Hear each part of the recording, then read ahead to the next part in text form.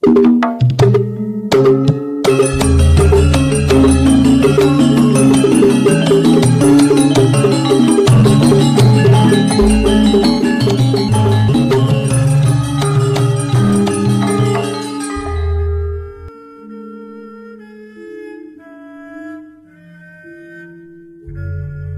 Ibu, para kadang kinasih, simbah-simbah lan adik-adik, para rama suster bruder berkah dalem Gusti, sugeng rawuh wonten ing PDSK channel menika.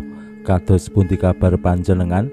Mugi-mugi bagas kasarasan kesehatan kawilujengan tansah mengku kula panjenengan sami anggenipun nglampahi gesang ing dinten menika. Lan mugi-mugi lumantar panglimbang basa Jawi waosan Injil kula panjenengan sansaya saged gayuh iman kapitadosan ingkang leres lan mantep. Langkung-langkung anggenipun kula panjenengan nglampahi gesang menika kanthi pitados sing pangreksa dalem Gusti.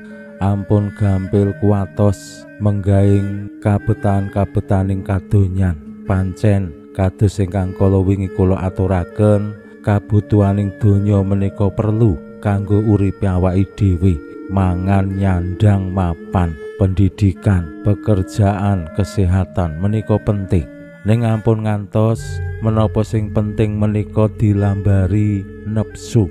Saengga yen wis dikuasani dening nepsu, kula panjenengan lajeng namung mburu nepsu kabutuhaning donya. Kula panjenengan lajeng boten saged ngupadi bondo kasuwargan. Rasa kuwatir ana ing urip menika sing njalari kadangkala awake dhewe terus numpuk bondo, numpuk barang kadonyan kanggo menyokong uripe awake dhewe saiki lan soembene. Menika nggih boten salah. Awake dhewe duwe tabungan, mbuh awujud dhuwit utawa barang-barang emas utawa lemah utawa omah kanggo masa depan menika sae. Ning ampun ngantos anggone awake dhewe numpuk bondo menika amargi kuwatir masa depane awake dhewe lan ora percaya marang pangreksa dalem Allah. Nah menika sing lajeng awake dhewe dadi wong ateis. Aku luwih percaya karo bandaku, aku luwih percaya karo lemahku sing nang endi-endi papan iso tak nggo masa depanku tinimbang percaya karo Gusti. Mila tundhane napa? Tiang lajeng nyambut damel ketekuk ringkel awan esuk sore bengi tanpa sempat sembayang, tanpa purun tindak gereja ngriyayakake karisti, tanpa purun terlibat ing pelayanan. Merga apa? Aku mburu butuhku.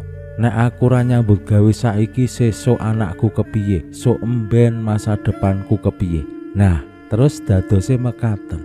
Gusti Yesus lumantar waosan Injil dinten menika paring pitedah dumateng para murid supados ampun kuwatir menggaing kabutuhaning kadonyan.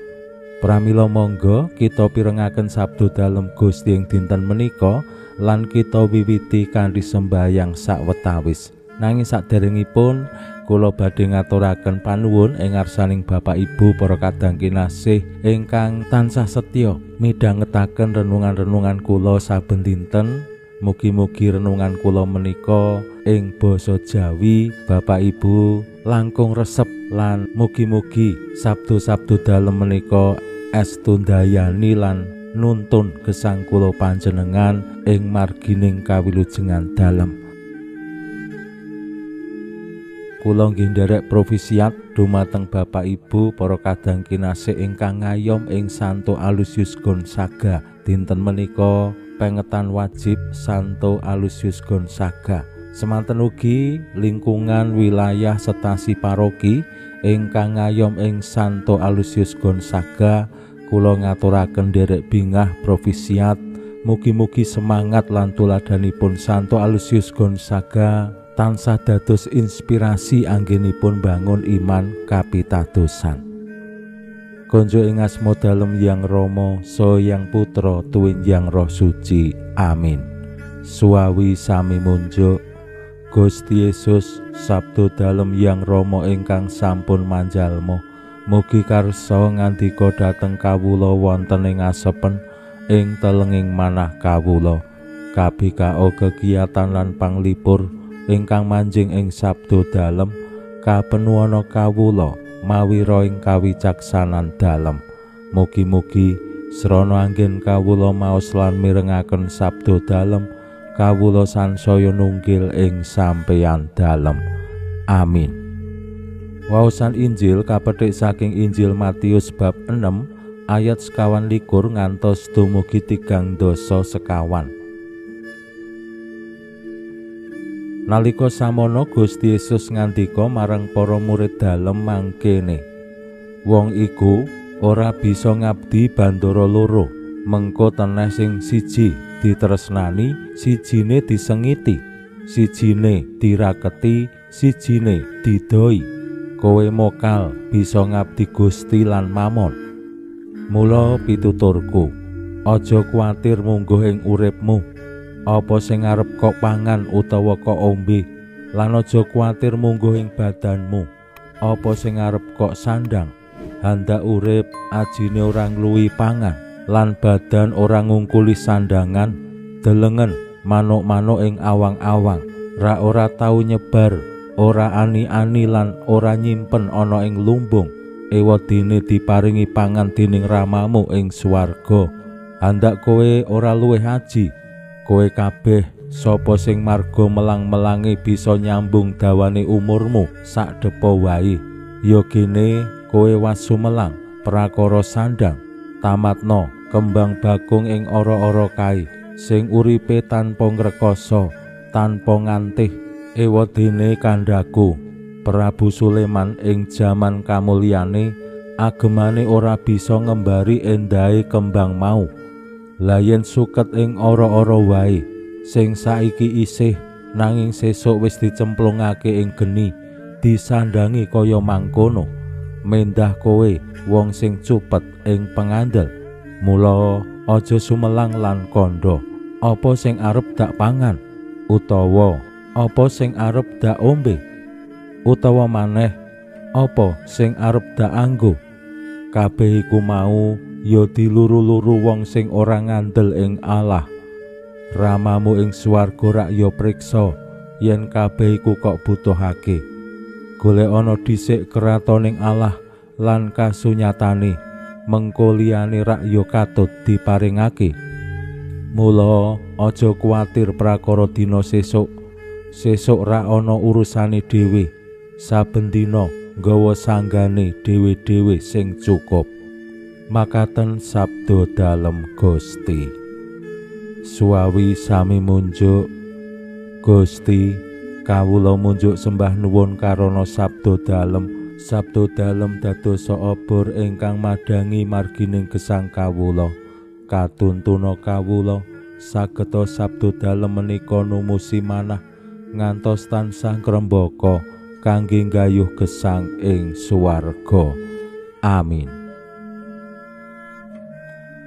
Bapak Ibu para kadang kinasih simbah-simbah lan adik-adik, waosan Injil dinten menika yen kula limbang-limbang estu pas trep banget kalian menapa sing kula panjenengan alami lan raosaken wonten ing alam donya. Ing jaman menika kadangkala brayat-brayat estu kuatos menggaing masa depan. Apa sing sesuk dak pangan, apa sing sesuk dak ombe, apa sing sesuk bakal dak anggo, terus anak-anakku sesuk kepriye lan sak panunggalane. Rasa wasumelang menika lajeng nggih nuwuhake manah sing ora tentrem. Manah sing ora tentrem terus ya marai pikirane gampang kuwur, gampang ora fokus marang menapa sing baku, menapa sing pokok.